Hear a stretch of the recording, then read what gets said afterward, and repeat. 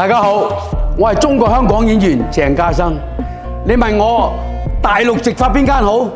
當然係碧蓮城不剃頭植髮好啦。專業植髮20年，全國連鎖近50個城市，規模更大，植髮更加放心，資質上場，正規透明，價錢公開，絕無套路。